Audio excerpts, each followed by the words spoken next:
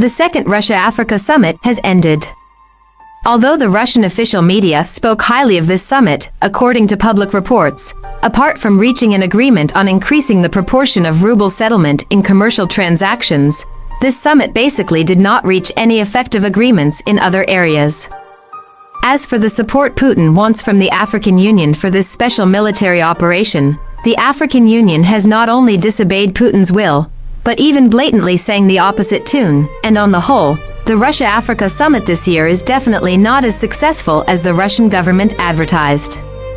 To some extent, except for Putin, who justified this special military operation during the current Russia-Africa summit, Russia's pursuit of further expansion of cooperation with Africa in the fields of diplomacy, food, energy and weapons has all failed. In the field of diplomacy, Putin wants the support of the African Union, at least not opposed to the special military operations launched by it himself. But what is interesting is that the level of representatives of African countries participating in this Russia-Africa summit has seriously declined.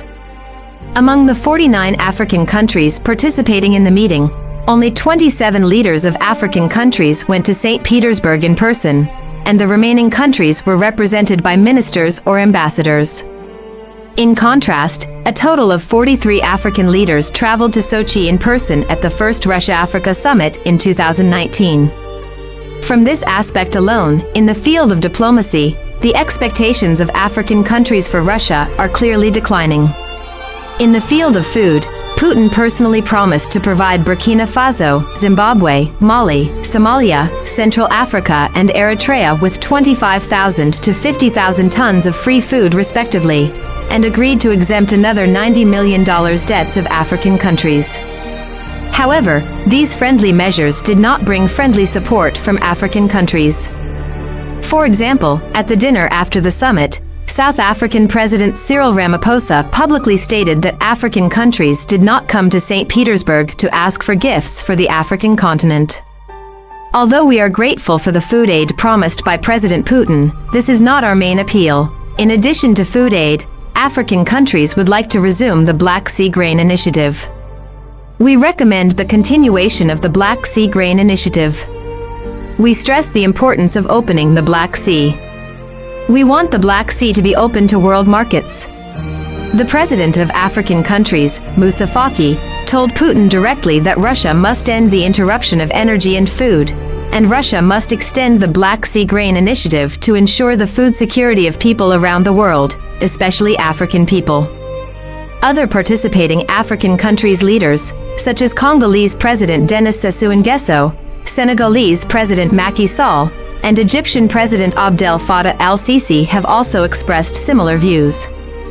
In addition to unanimously demanding that Russia return to the Black Sea Grain Initiative, African countries also demand that the war between Russia and Ukraine must end on the basis of fairness and justice.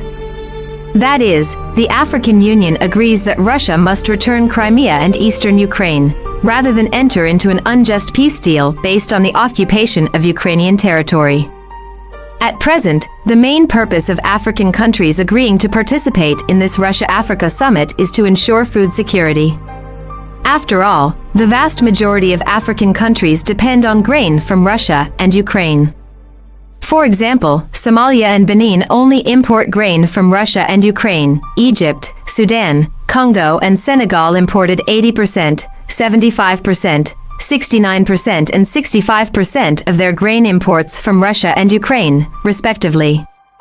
Although the Russian government claimed that African countries received only a small share of Ukraine's grain exports before the termination of the Black Sea Grain Initiative, on the face of it, this is indeed true.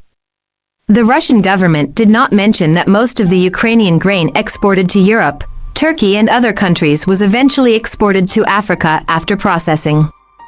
In fact, even if Ukraine's grain exports to Europe and Turkey are not ultimately exported to Africa, maintaining Ukraine's annual grain exports of tens of millions of tons is of great significance to Africa.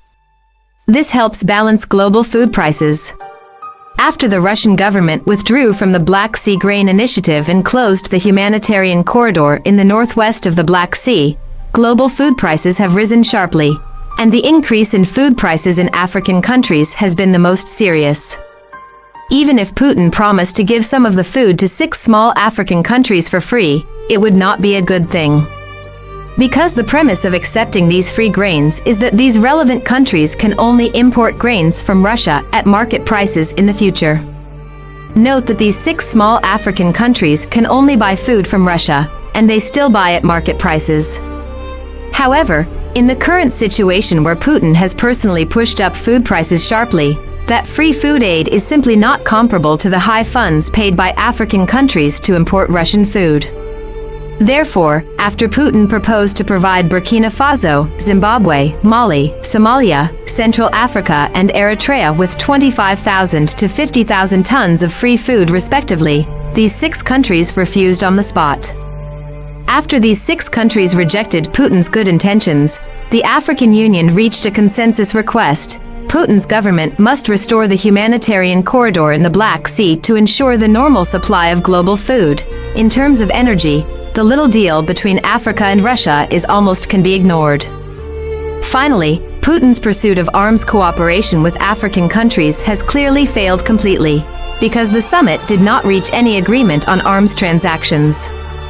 After all, this special military operation has let the whole world see the true strength of Russian-made weapons.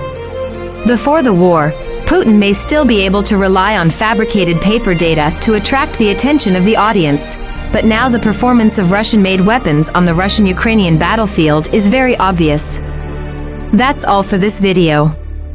If you have any objection to the views of this video, you can leave a message in the comment area below.